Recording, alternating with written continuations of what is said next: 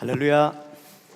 오늘 우리 드브라 성가대 찬양과 같이 또 우리 주님의 뜻을 이루는 귀한 믿음의 일꾼들, 또 주님의 뜻을 이루는 복된 예배가 될 줄 믿습니다. 오늘 로마서 13장 1절부터 5절 본문 말씀을 통해서 나라 민족을 위해서 어떻게 기도할 것인가 라는 제목을 통해 함께 은혜를 나누고자 합니다.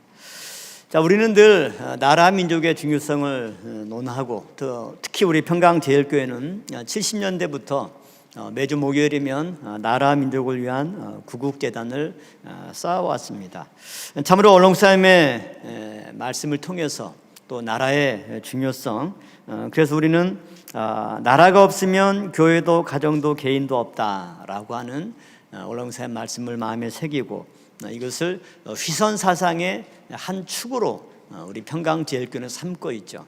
한 축은 말씀 중심, 또 다른 축은 나라 사랑이라면 그 나라 사랑의 좀 더 구체적인 그 내용이 바로 우리의 어떤 개인이나 가정, 그 어떤 것보다 국가가 우선돼야 된다라고 하는 사상을 훈련을 많이 받았습니다. 근데 그게 성경적으로도 맞는 이유가 뭐냐면, 하나님의 이 우주 창조의 목적은 인류의 구원을 위해서입니다.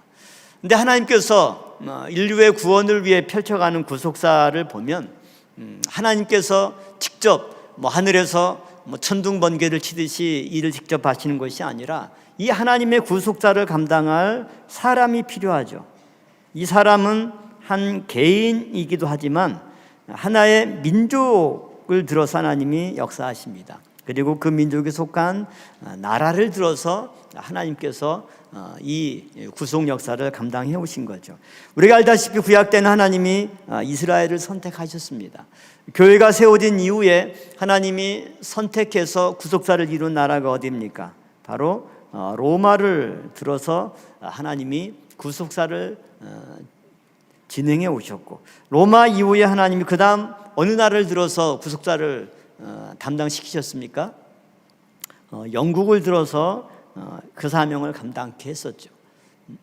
로마를 들어서 하나님의 구속사를 담당할 때 로마는 전 유럽과 북아프리카 지역, 그야말로 지중해 전역을 통치하는 세계 최강의 나라가 되었습니다.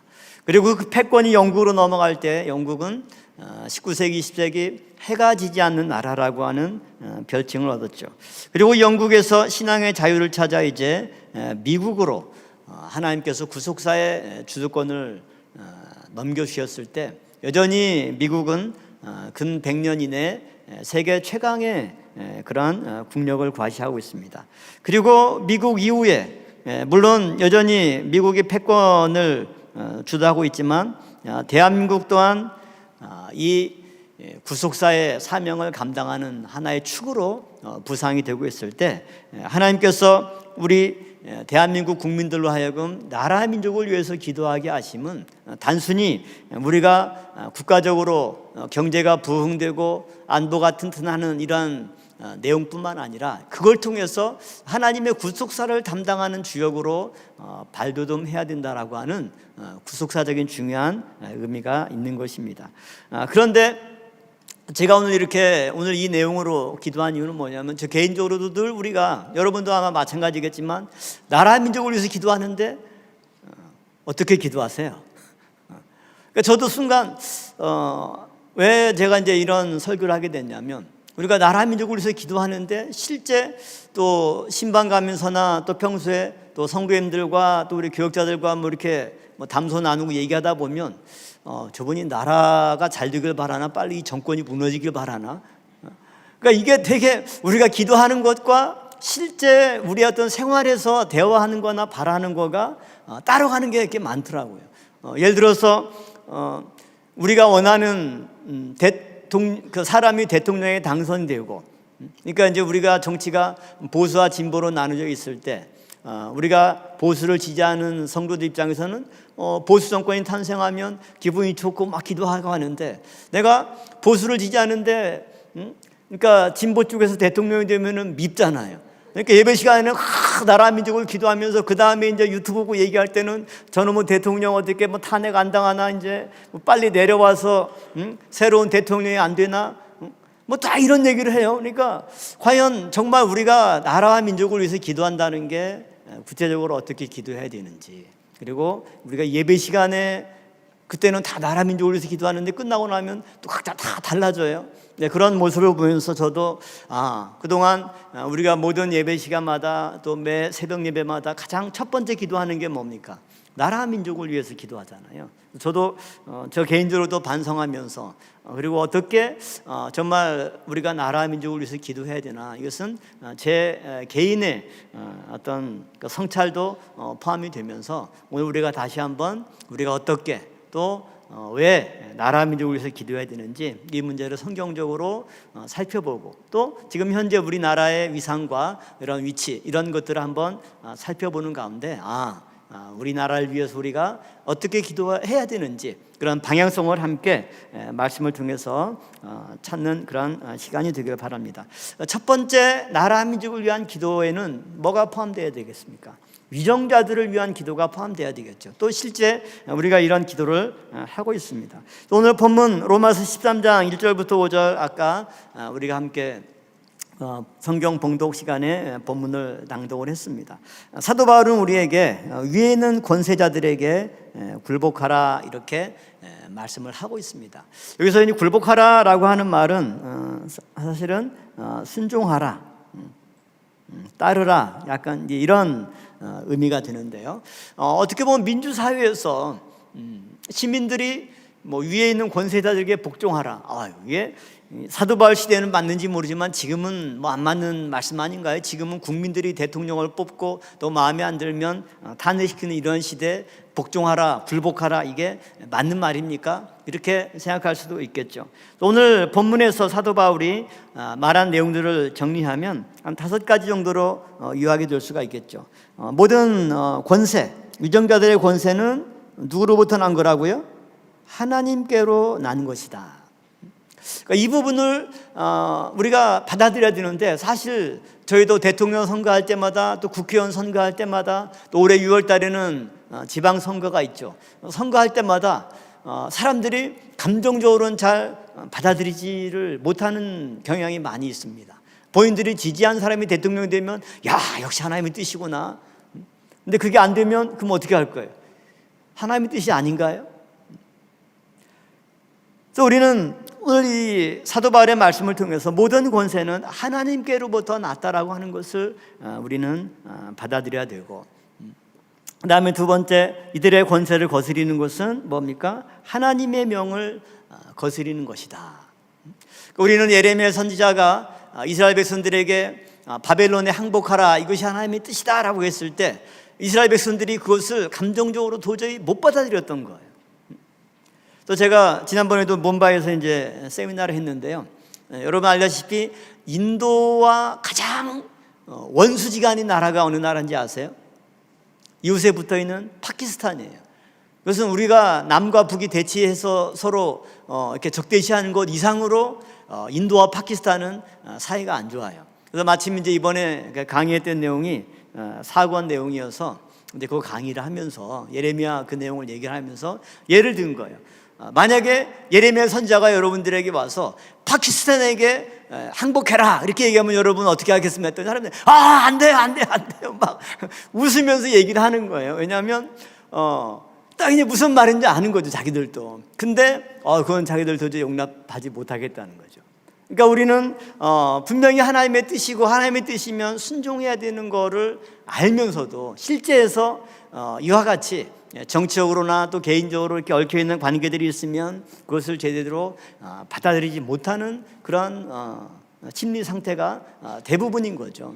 그러나 오늘 우리는 이 말씀을 통해서 내가 원하는 사람이 대통령이 안 되었다 할지라도, 내가 원하는 사람이 국회의원이 안 됐다 할지라도 거기에는 뭔가 또 다른 하나님의 뜻이 있겠지라고 하면서 그 대통령이나 국회의원이나 중요한 위정자들을 위해서 기도하는 것이 필요하다라고 하는 거죠. 그러면 왜 하나님께서 이런 권세자들에게 권세를 주시고 그들을 선택했느냐? 위정자는 하나님의 사자가 되어서 백성에게 선을 이루는 자라고 사도 바울은 정의하고 있습니다. 그리고 그들에게 주신 권력, 오늘 본문엔 칼로 비유가 되어 있는데요. 이것은 하나님의 사자가 되어서 악을 행하는 자에게 보응하기 위해서 하나님이 이런 권세자들, 위정자들을 대신 세웠다. 그러므로 그 위정자들에게 복종하되 양심을 인하여 그렇게 하라. 이렇게 사도 바울이 말하고 있는 거죠. 그렇다면은 오늘 우리가 대통령을 위해서 기도하고 또 장관들이나 국회의원들이나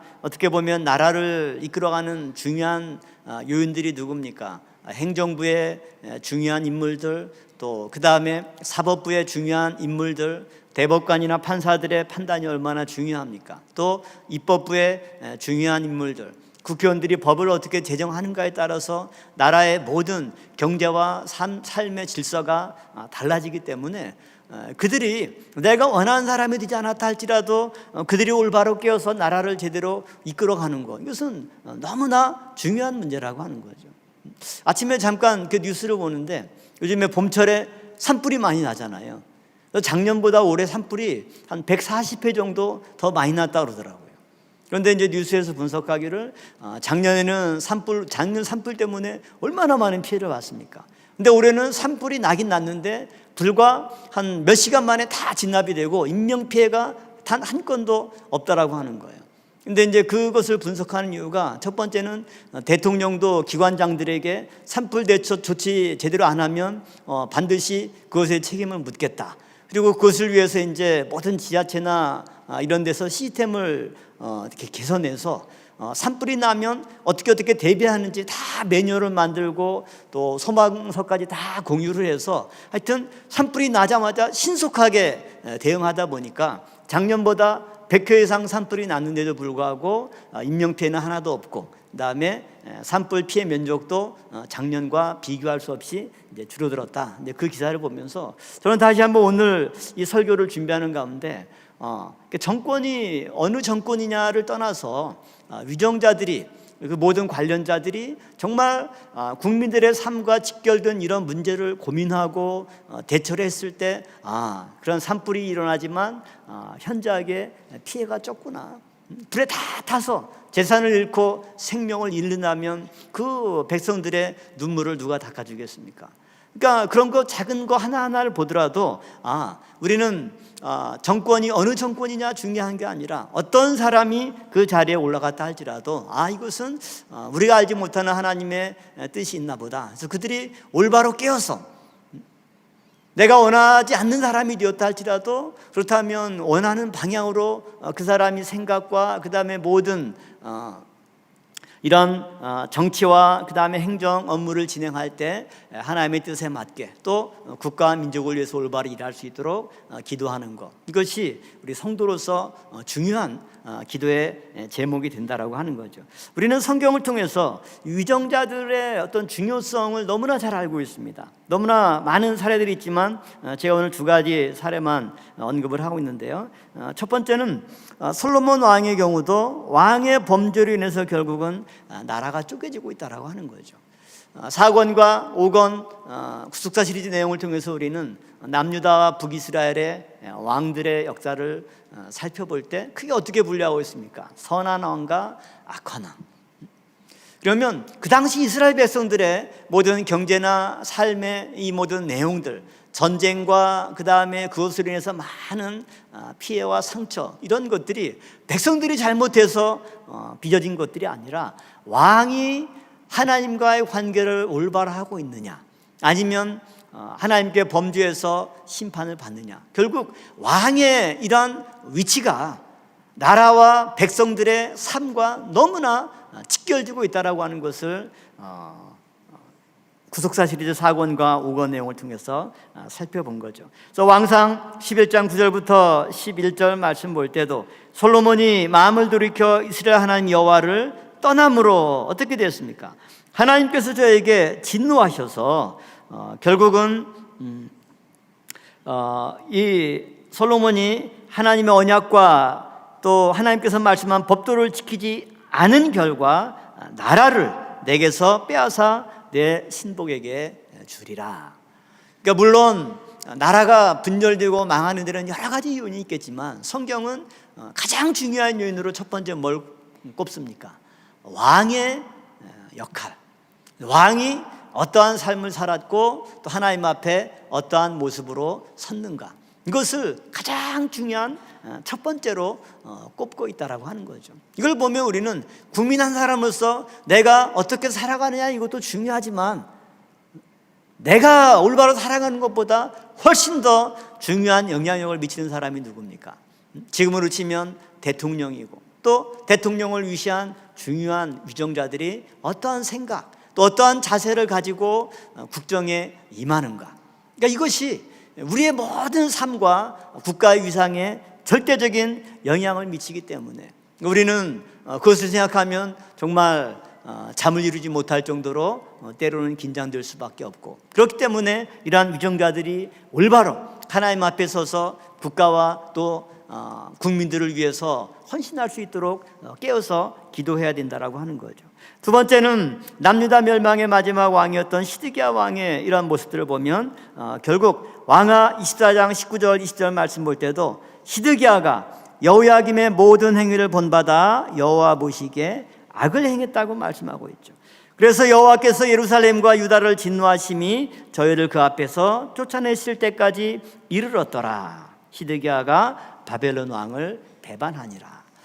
바벨론에 항복하라고 하는 에레미야 말씀도 거절했고, 또 하나님 앞에 악을 행할 때 이것이 결국 이스라엘이 멸망하고 예루살렘이 회파되게 된 원인들입니다. 그래서 수많은 역사가들이 또 화가들이 예루살렘의 멸망과 이스라엘의 비극을 이처럼 그림으로 그려서 그것을 우리에게 교훈으로 남겨주고 있는 것입니다. 그러므로 우리는 이런 위정자들의 역할의 중요성을 생각한다면 왕정시대 이스라엘 백성들의 삶 또한 왕의 행실에 크게 좌우되었다라고 하는 거죠. 즉 선한 왕과 악한 왕의 여부에 따라서 하나님께서 은혜를 베푸시거나 아니면 진노로 심판하는 일이 반복되었던 것입니다. 성경시대뿐만 아니라 오늘날에도 대통령 등 위정자의 이런 실정, 이것은 국가의 존망과 백성들의 삶에 너무나 지대한 영향을 미칩니다. 그래서 우리는 선거를 통해 선출한 위정자들이 올바로 국정을 돌보도록 기도하는 것, 이것은 당사자뿐만 아니라 국가의 운명과 국민들의 삶에 지대한 영향을 미치고 있다라고 하는 거죠. 참고로 우리는 한국 현대사에서 국정을 담당했던 대통령들의 이러한 지지도입니다. 이것은 2015년도 통계라 이제 이명박 대통령까지만 나와 있는데요. 우리나라를 가장 잘 이끈 대통령이 누구냐? 1위가 박정희, 그 다음에 2위가 노무현, 김대중, 그 다음에 이승만, 전두환, 김영삼, 이명박, 노태우. 그러니까 전부 다 어떻게 보면 진보 정권, 보수 정권 이렇게 돼 있지만, 그러나 이런 모든 국민들의 지지도, 또 국가에 미친 영향력, 이런 것들을 우리가 한번 살펴볼 수가 있고요. 오른쪽에 있는 내용들은 현재 통계 내용인데 재임 순서대로 보면 박정희, 전두환, 노태우, 김영삼, 김대중, 노무현, 이명박, 박근혜, 문재인, 윤석열, 지금 이제 이재명 정권까지 이렇게 있겠죠. 여기서 보면 이때까지는 이제 보수 쪽에서 정권을 다 잡았던 거고요. 그 다음부터는 이제 진보 쪽, 그 다음에 보수 쪽, 진보 쪽, 또 보수, 진보, 이제 정권 교체가 또 좌우 진보와 보수 간에 바뀌었습니다. 그런데 이것은 빨간색은 이제 국민들에게 긍정적인 평가를 받은 부분이고, 빨간색은 이제 부정적인 평가를 받은 건데, 이 내용들을 보면 우리가 최근 또 여러분 우리가 이제 저만 하더라도 이제 박정희 때는 제가 초등학교 때는 너무 어렸었고요. 그다음에 전두환 때부터 학생 때부터 최근까지 쭉 살아오면서 수많은 또 대통령들을 경험하고 또 정권이 교체하고, 이 와중에 저 개인적으로도 지지했던 사람이 있고 또 반대했던 사람도 있고, 그러나 그것과 상관이 없이 정말 대통령들이 그 역할을 잘할 때는 나라의 위상이 올라가고, 또 내가 선택했건 선택하지 않았건 그 대통령이 잘못 나라를 이끌어갈 때는 나라가 굉장히 어려웠던 거죠. 김영삼 때는 IMF가 왔던 거고요. 그 다음에 김대중 대통령 때 또 그것을 극복하는 일들이 있었고, 또 이명박, 박근혜 대통령을 뽑았지만 또 재임 이후에 또 감옥에 가는 일들이 있었고요. 그다음에 정권이 바뀌지만 여러 가지 나라의 이런 공과들이 있고, 또 최근에 가장 직전의 대통령의 어떤 지도 보면 또 제일 또 낮게 평가가 되고, 그러면 이 와중에서 내가 원했던 대통령이 당선되었다, 이제 그걸로 끝나는 게 아니죠. 원하는 사람이 대통령이 되었으면 역시 그 대통령이 국정을 잘 돌볼 수 있도록 더 많은 기도가 필요하고, 설사 내가 반대했던 사람이 됐다 할지라도 여기에는 뭔가 또 하나님의 뜻이 있나 보다, 그러면서 정말 여러 가지 내가 염려했던 부분들을 대통령이 되어서는 고쳐서 모든 국민들의 대통령으로서 역할을 잘 할 수 있도록 우리가 깨어서 기도하는 것, 이것이 우리가 나라 민족을 위해서 기도할 때 첫 번째로 위정자를 위한 기도의 내용이 되어야 한다라고 하는 거죠. 두 번째는 나라의 안보와 평화를 위한 기도, 이것이 우리의 기도에서 빠져서는 안 되겠죠. 왜 그러느냐? 나라 잃은 민족의 슬픈 현실을 우리는 성경에서도 목도하고 있는 거죠. 가장 대표적인 성경이 시편 137편입니다. 이 시편 137편은 이스라엘 백성들이 나라를 잃고 바벨론의 포로로 끌려가서 그야말로 만국의 서러움을 노래로 지어서 노래했던 그 내용이 시편 137편이죠. 그 중에 1절부터 5절까지 내용만 읽어보면, 우리가 바벨론의 여러 강변 거기 앉아서 시온을 기억하며 울었도다. 그 중에 버드나무에 우리가 우리의 수금을 걸었나니 이는 우리를 사로잡은 자가 거기서 우리에게 노래를 청하며 우리를 황폐하게 한 자가 기쁨을 청하고 자기들을 위하여 시온 노래 중 하나를 노래하라 함이로다. 우리가 이방에 있어서 어찌 여호와의 노래를 부를꼬. 예루살렘아, 내가 너를 잊을진데 내 오른손이 그 재주를 잊을지로다. 그러니까 시온을 기억하며 울었도다. 여러분 뉴스에 보면 시리아 난민들, 또 아프리카나 이런 수많은 난민들이 유럽으로 목숨을 걸고 보트를 타고 이렇게 그 유럽에 가려고 하는 모습들, 또 남미 사람들이 국경을 넘어서 미국으로 가려고 하는 것, 또 와중에 바다에서 이렇게 빠져서 숨지는 경우도 굉장히 많고, 또 실제로 유럽에 가보면 굉장히 많은 수백만의 난민들이 있고 유럽의 사회 문제가 되고 있습니다.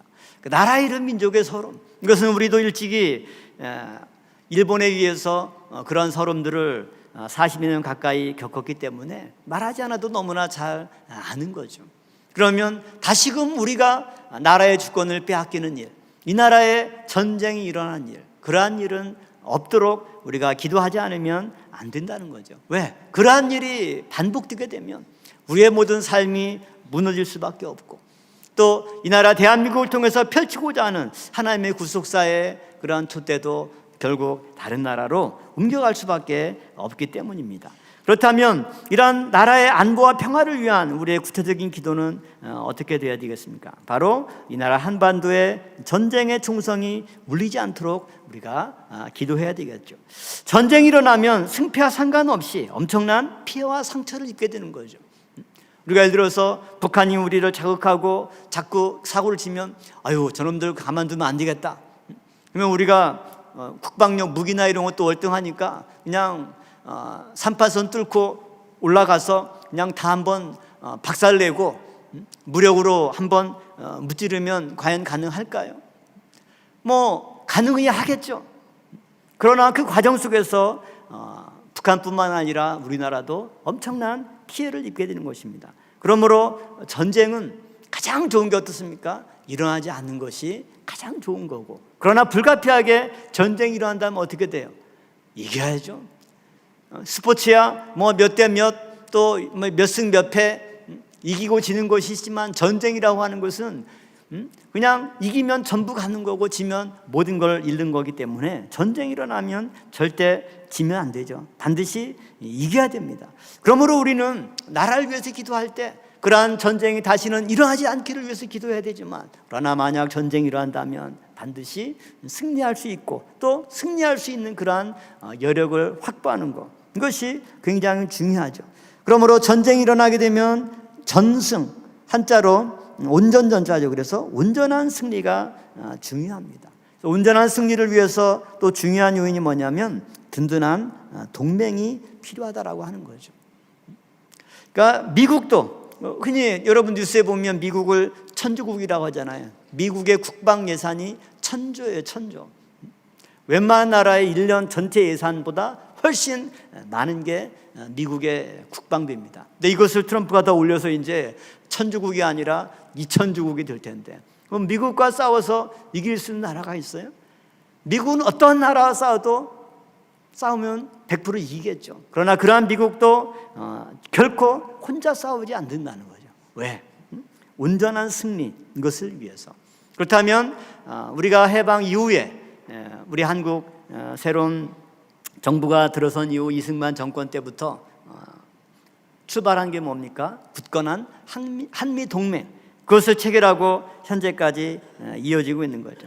그러므로 강력한 한미 동맹 및 우방을 확보하는 것.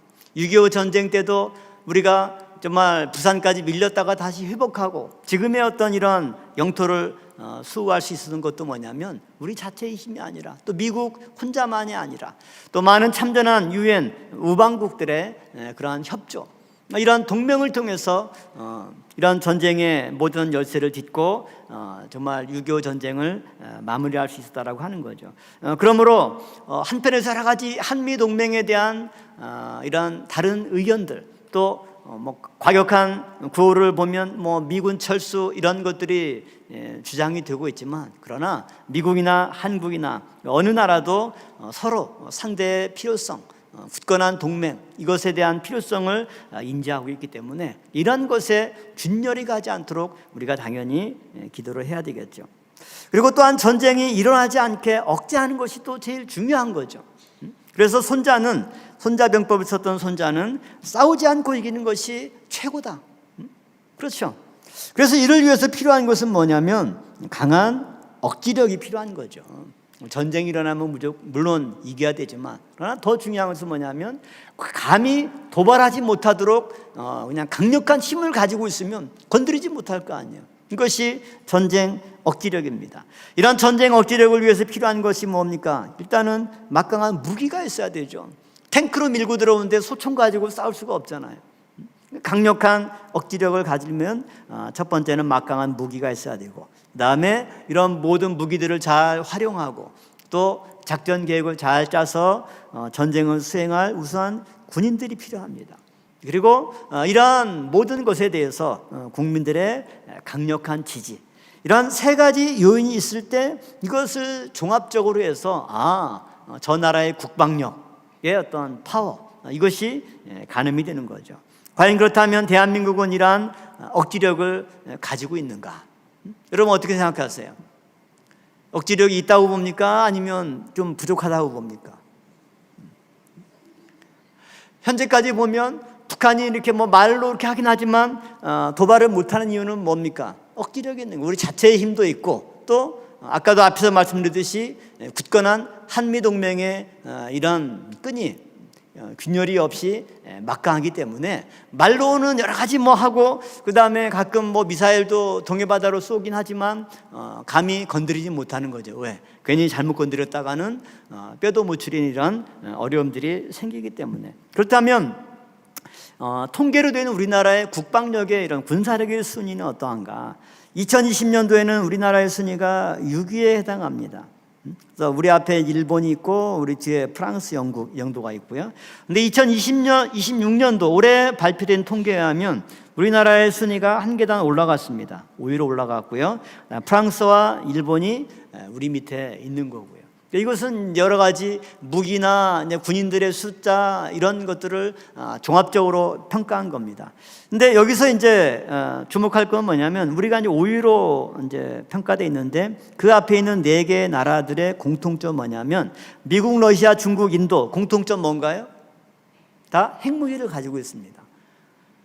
핵무기를 가지고 있지 않은 나라 중에서는 어떻습니까? 대한민국이 가장 강력한, 핵무기가 없지만 핵무기를 가지고 있는 것만큼 강력한 이러한 군사력, 무기와 이런 국방력을 가지고 있다라고 하는 거죠. 그래서 여러분들이 이제 한국의 위상들을 얘기할 때 K자를 많이 붙이잖아요. 그래서 뭐 K-팝이다, K-드라마다 여러 가지 많은 내용들이 나오는데 그 중에 이제 최근 몇 년 동안 또 언론에서 가장 많이 듣는 단어가 뭡니까? K-국방이라는 단어를 많이 들어볼 겁니다. 그러면 한국의 이런 국방력이 또 한 계단, 뭐 계단 수는 한 계단이지만 여기서 더 올라가기는 어려운 게 우리는 핵무기는 없잖아요. 그러니까 이것을 유지하는 것 정도만 하더라도 정말 대단한 위상인 거죠. 그러면 한국의 이런 국방력이 올라갈 수밖에 없었던 이유가 뭐냐면 한국의 방산 기업들이 놀라울 정도로 강력한 세계 최고의 무기들을 만들고 있다라고 하는 거죠. 한국의 이제 지상 무기 체계, 이것은 이제 여러분이 또 언론을 통해서도 많이 보고 있을 텐데요. 대한민국 육군의 핵심 전차 뭐 K2, 그다음에 한국의 아주 명품 수출품이죠. K9 자주포.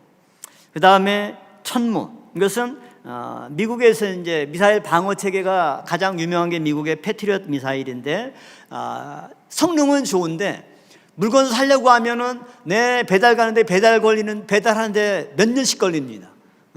그렇기 때문에 살 수가 없고, 근데 우리나라는 주문하면 어때요? 바로 갑니다. 그래서 이제 우리나라 이런 미사일 방어 체계가 바로 천무고요.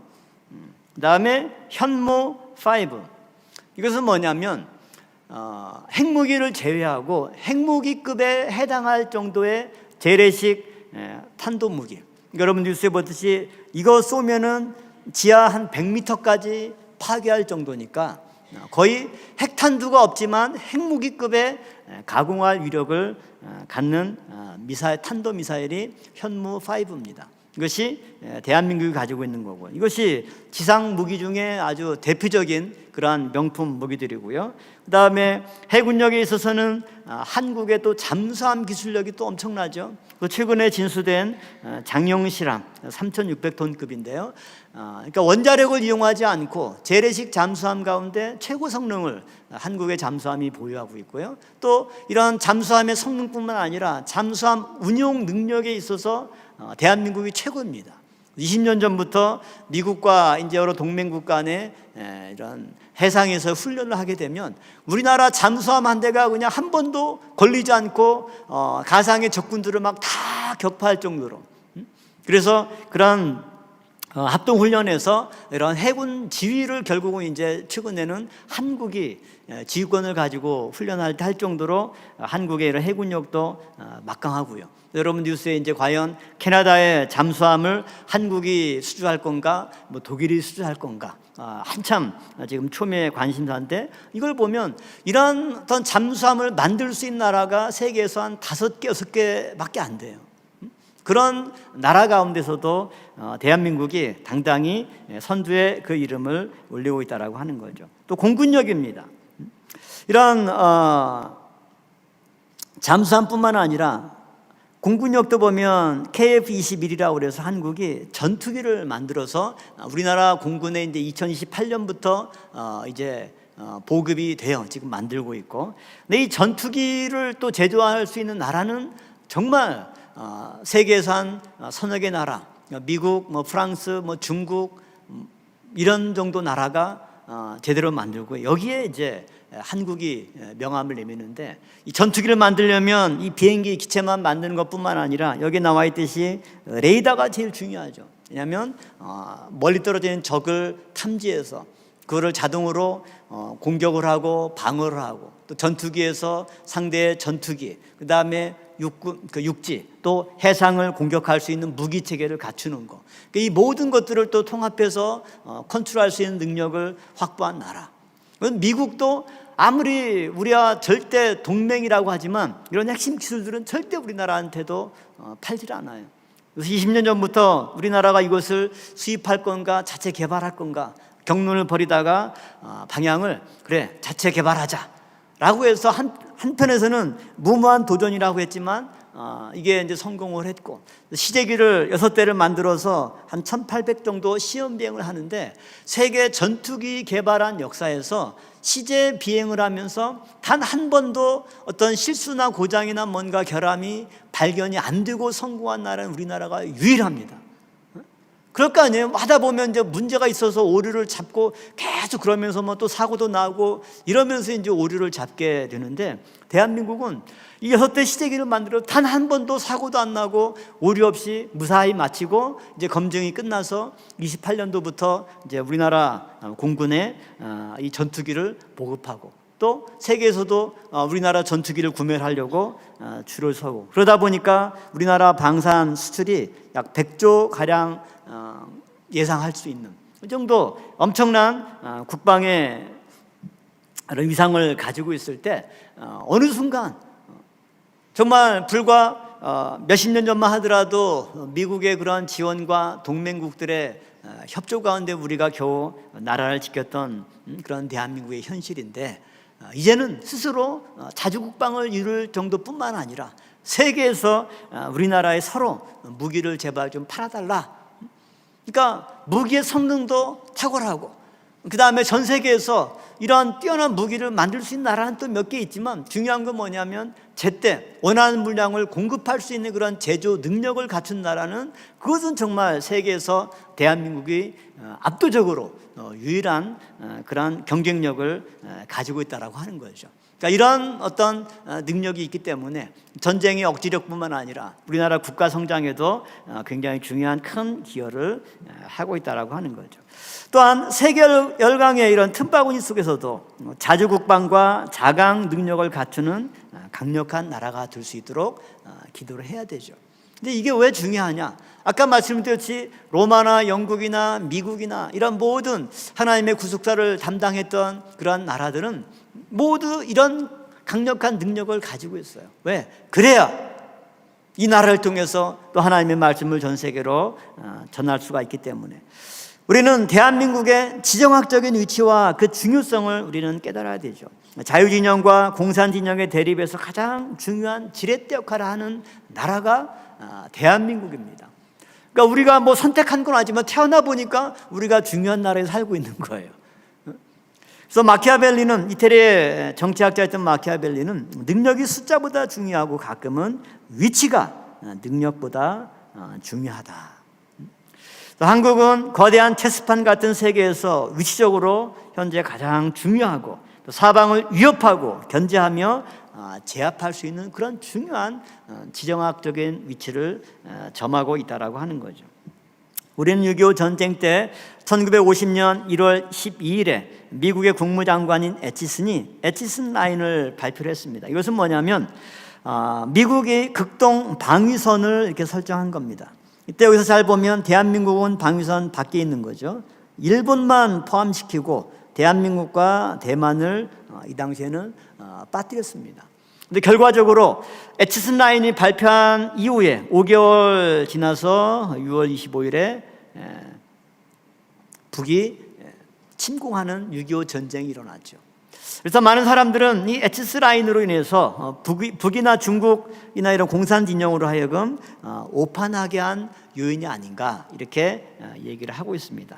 그러나 2023년에 새로운 신 애치슨 라인이 발표가 됐는데, 이것은 미국의 극동 방위선 라인을 과연 한국을 포함할 건가 안 할 건가, 이런 논란들이 있었는데, 그 논란보다 실질적으로 지금은 이 신 애치슨 라인이 어떻게 실제로 적용이 되냐면, 첨단 반도체 공급 능력을 가지고 있는 나라들을 미국의 어떤 방위선 안에 포함을 시켜야 된다. 그래서 대한민국을 딱 하면 여기 보면 이천의 SK 하이닉스, 평택의 삼성전자, 대만의 TSMC라고 세계 위리 또 반도체 기업이 있습니다.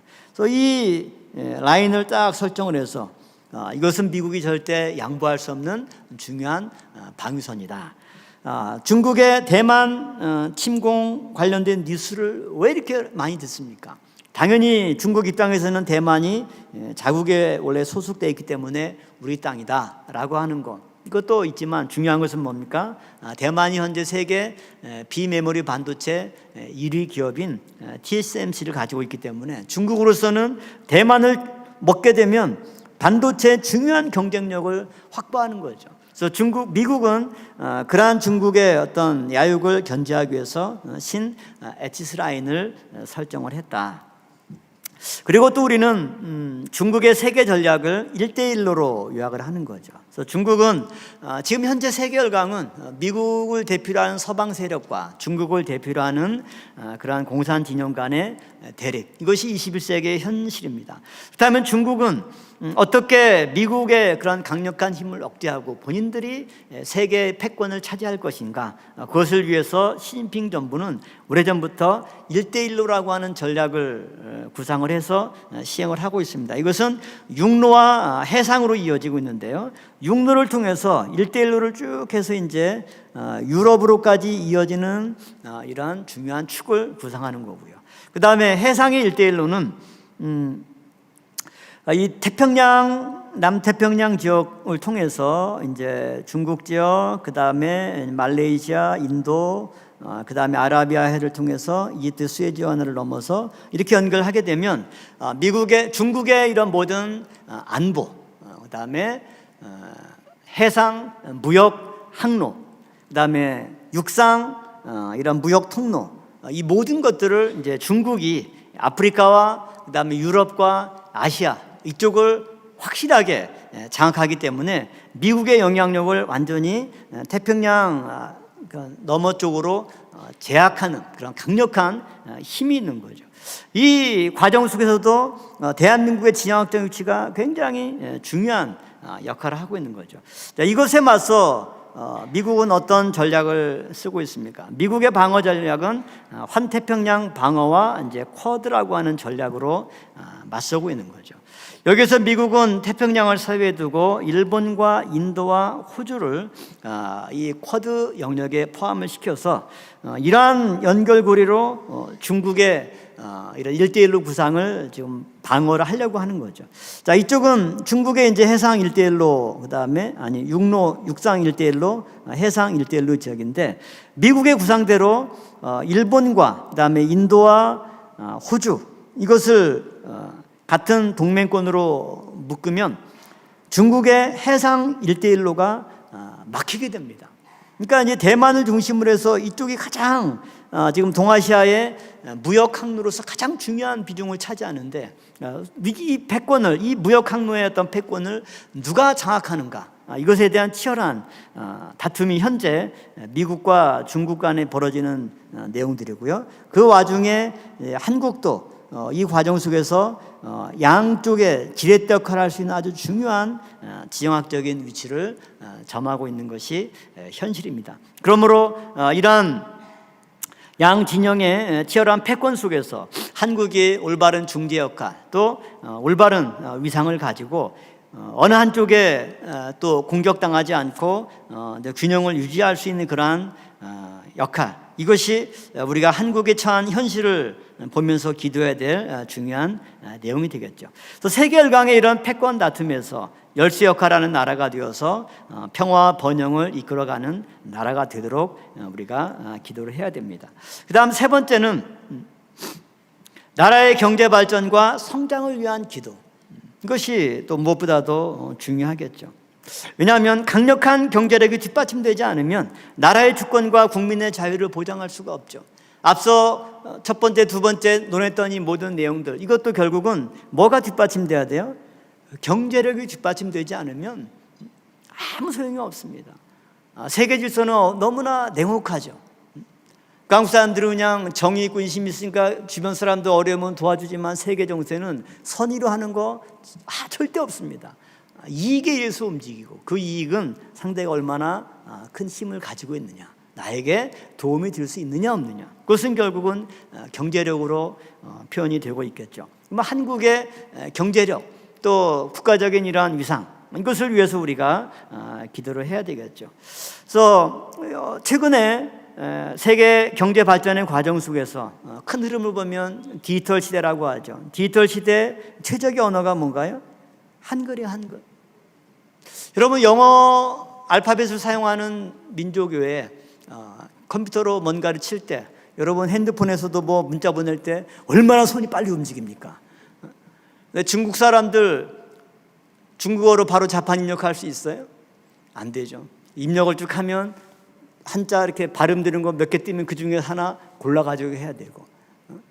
그러니까 한국 언어가 이 한글이 디지털 시대에 최적화된 디지털 문자예요. 다시 한번 세종대왕님께 하여튼 엎드려서 감사를 해야 되는 상황입니다.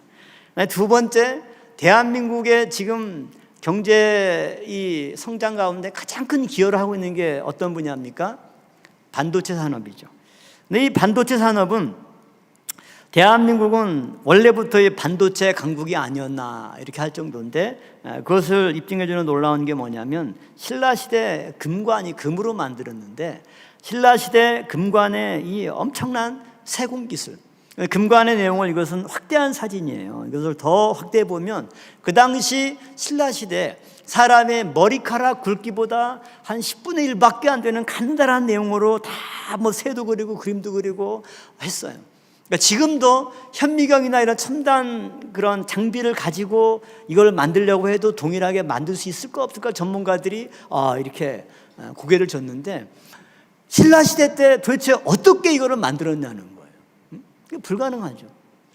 그러니까 이걸 보면서 반도체는 점점 아주 미세 공정 이게 필요한 건데, 이걸 통해서 한국의 반도체 기술은 아예 한국 사람들의 DNA 속에 옛날부터 있지 않았나.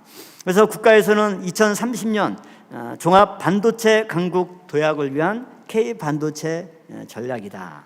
2030년 되면 반도체 분야에서만 한 2천억 달러 정도 수출 달성을 계획을 하고 있는데 충분히 실현 가능한 거죠.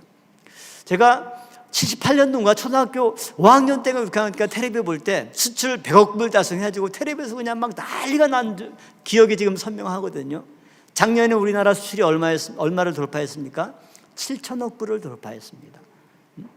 반도체 분야에서만 한 2천억 달러를 할 정도로. 그러니까 어떻게 보면 한국의 어떤 수출 무역 수지의 흑자의 대부분이 반도체에서 난다고 해도 과언이 아니죠. 그런데 지금 시대는 그야말로 우리가 알다시피 AI, 인공지능, 첨단, 반도체 산업이 전 세계 향후 주도 산업 분야인데, 여기에 있어서도 주도국이 바로 대한민국입니다. 여러분들이 이제 뭐 인터넷 옛날엔 네이버에서 검색했는데 지금은 챗 GPT나 이런 데 물어보면 아예 그냥 글도 써주고 막 친절하게 또 얘기를 해줘요. 그러니까 시대가 어떻게 바뀔지 상상이 안 가는데, 그런 것을 가능하게 해주는 기술이 뭡니까? 한마디로 그런 인공지능 성능과 이것을 데이터 센터를 통해서 이제 우리가 뭐 핸드폰으로든 뭐 접속하면 거기서 다 해서 신속하게 결과를 알려주는데, 여기에 뭐가 필요한 거예요? 엄청난 양의 반도체가 들어가는 거죠. 그러면 이 반도체를 공급하는 나라 가운데 우리나라의 SK나 삼성이나 이 두 기업이 세계 메모리 반도체 70% 이상을 장악하고 있어요. 그러니까 아무리 트럼프가 관세를 때린다 하더라도 현재 반도체는 관세를 때리지 못한 이유가, 관세를 때리면 누가 피해 봅니까? 미국의 그런 첨단 기업들이 오히려 피해를 보기 때문에 오히려 우리나라에게 사정을 해야 될 그런 상황들입니다. 그러니까 이런 최첨단 AI 시대, 한국의 반도체 산업의 경쟁력이 국가의 위상을 현격하게 끌어올리게 되고, 그래서 이런 엄청난 이런 데이터 센터를 지어야 이제 이런 인공지능 시대가 도래야 하는데, 문제는 반도체만 되는 게 아니라 이 데이터 센터를 돌리려면 또 엄청나게 많은 전기가 필요해요. 그러면 전력 산업이 수요가 필요합니다. 전선도 필요하죠. 또 전압기도 필요하죠. 이런 모든 거가 필요한데, 또 이 모든 거를 공급하는 나라 중에 또 세계 최고가 어디예요? 대한민국이에요. 그러니까 LG, LS나 현대 이런 국가의 이런 기업의 미국 기업들이 관세 우리가 부담할 테니까 제발 우리에게 이 물건을 팔아달라. 그러니까 몇 년째 지금 일감을 맡을 정도로 우리나라 기업이 이 분야에서도 수확을 나타냅니다. 그 다음에 전기가 뭐가 필요합니까? 전기가 모자라니까 이제 재생에너지나 이런 걸로 안 되니까 원자력 발전소를 지어가지고도 해야 되는데, 저 미국 트럼프 대통령이 원자력 발전소를 한 200개를 짓겠다. 근데 설계 기술이 있어도 시공 능력이 미국은 없습니다. 그러면 원자력 발전소의 시공 능력의 넘버원이 어디입니까? 또 희한하게 대한민국이에요. 현대건설이나 또 관련된 여러 가지 원자력 터빈이나 이런 걸 만드는데 두산 에너빌리티, 그러니까 우리나라 기업이 놀랍게도 원자력 발전 시공 능력 세계 1위이기 때문에 미국이 200개 지으면 공사는 누가 땁니까? 우리나라가 따는 거예요. 그리고 또 이런 인공지능 시대에 뭐가 필요합니까? 엄청난 양의 배터리가 필요한데 배터리 제조의 세계 1위는 현재 중국입니다. 근데 미국이 중국 거 쓸 수는 없잖아요. 중국을 제외하고 동맹국가 가운데 미국이 원하는 배터리를 조달할 수 있는 나라는 또 어디입니까? 한국밖에 없어요. 그래서 이 배터리가 돼야 나중에 로봇을 만들어도 로봇도 배터리도 움직이는 거예요. 전기 자동차를 만들어서 움직여도 배터리로 가는 거고요. 그러니까 이런 모든 AI 첨단 시대 중요한 반도체뿐만 아니라 이것을 떠받치는 주변의 모든 산업이 있어서 거의 세계 넘버원 기업들이 한국에 포진하고 있다라고 하는 거죠. 그렇기 때문에 이것이 최근에 이제 부각이 되면서 한국의 이런 무역 수출, 그 다음에 증시 이런 것들이 올라갈 수밖에 없는 거죠. 그래서 미국의 강력한 경제 동맹은 원전 동맹으로 활성화되고 있고요. 뉴스에서 많이 들었듯이 조선 동맹, 마스가 미국의 해군력, 이게 중국을 견제하기 위해서 굉장히 필요한데 미국은 지금 배를 만들 그런 모든 인프라가 다 무너졌기 때문에 트럼프도 대한민국에 배 좀 만들어 달라, 이것을 손을 내밀고 있는 그런 상황입니다. 자동차 산업 또한 우리가 옛날에 포니 타고 치고 타던 게 언젠데 지금은 세계 선두권에서 경쟁을 하고 있는 이러한 상황입니다.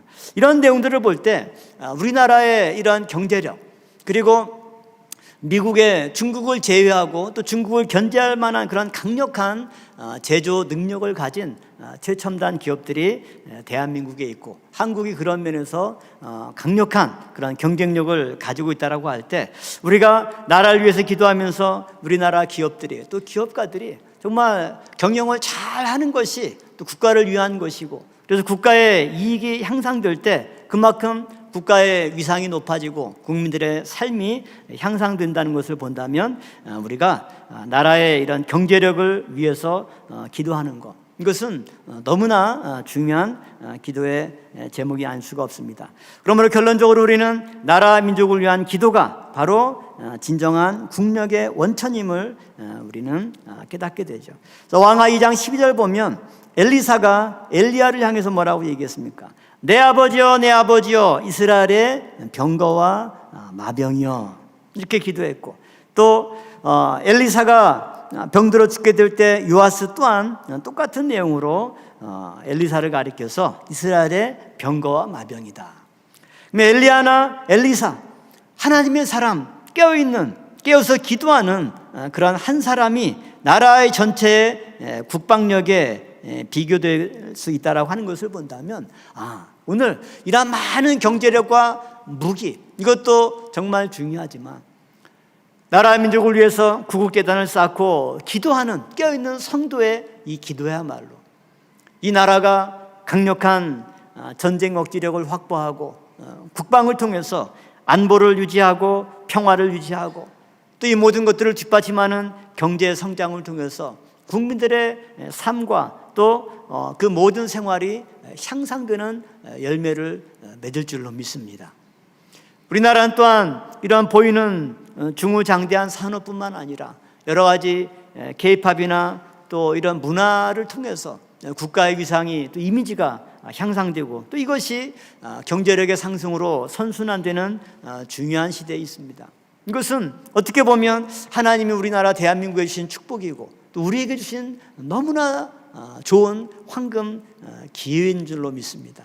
이것을 통해서 정말 이 나라 대한민국이 정말 우리에게 주신 축복에 감사하고 또 이것은 전 세계를 향해서 또 하나님의 말씀을 증거하라고 하나님께서 주신 축복의 열매인 줄로 믿고 그 사명을 온전히 감당하기 위해서 더욱더 기도할 때 이 나라 대한민국과 국민 한 사람 한 사람 또 특별히 우리 평강제일교회가 그 사명을 잘 감당하는 복된 역사가 있을 수 있도록 온전히 나라 민족을 위해서 늘 기도하는 우리 평강의 성도 여러분 되기를 주님의 이름으로 축원합니다. 기도하시겠습니다. 감사하신 아버지 하나님, 오늘도 귀한 시간을 통하여서 나라 민족을 위해 어떻게 기도할 것인지 깨닫게 인도하시니 진심으로 감사를 드리옵나이다. 참으로 아버지께서 시대마다 한 나라 민족을 들어 구속 역사를 담당케 하신 구속사의 과정을 살펴볼 때 지금 이 시대 아버지께서 또한 대한민국을 들어 역사하시는 줄로 믿습니다. 그러므로 대한민국을 이끌어가는 위정자들이 무엇보다도 중요한 줄 믿사오매 아버지 하나님, 대통령이야 모든 위정자들이 정말로 하나님의 뜻에 맞게 나라와 민족을 위해서 헌신하고 올바로 역량을 발휘할 수 있는 지혜와 능력을 더하여 주시옵소서. 또한 이 나라 한반도에 다시는 전쟁의 총성이 울리지 않게 하여 주시고 어떠한 적의 오판으로 도발이 발생하지 않도록 강력한 전쟁의 억지력을 확보할 수 있도록 역사하여 주시옵소서. 나라의 무기와 국방력뿐만 아니라 국민들의 단합된 마음과 전폭적인 신뢰와 협조 가운데 아버지 하나님, 정말 모든 전쟁의 억지력을 확보할 뿐만 아니라 끊임없이 분쟁이 지속되는 세계 정세 가운데 대한민국이 그 모든 갈등의 중재자가 되고 또 어려움에 처해 있는 모든 나라의 소망이 될 수 있도록 인도하여 주시옵소서. 또한 이 모든 것들을 뒷받침할 경제력이 필요하오매 아버지 하나님, 우리나라 모든 기업가들에게 지혜와 능력을 더하여 주셔서 참으로 세계 경제를 선도할 수 있는 기업으로 발돋움하게 하여 주시고 그리하여서 세계 속에 대한민국의 위상이 올라갈 뿐만 아니라 우리 국민들의 삶과 복지도 향상될 수 있도록 주장하여 주시옵소서. 이 모든 과정을 통해 아버지께서 이 나라 대한민국에 주신 이 구속사의 귀한 말씀을 전 세계에 전하는 데 필요한 물질과 또 강력한 힘과 능력을 저희들에게 더하여 주시옵소서. 무엇보다도 깨어서 기도하는 한 사람 한 사람이 되어서 정말 우리의 기도가 또 우리의 기도를 들으시고 하나님께서 대한민국을 살피시는 그 은혜가 무엇보다도 강력한 이 나라의 병거와 마병이 될 수 있도록 역사하여 주시옵소서. 될 줄로 믿사오며 예수님의 이름으로 감사 기도 올려 싸움나이다. 아멘.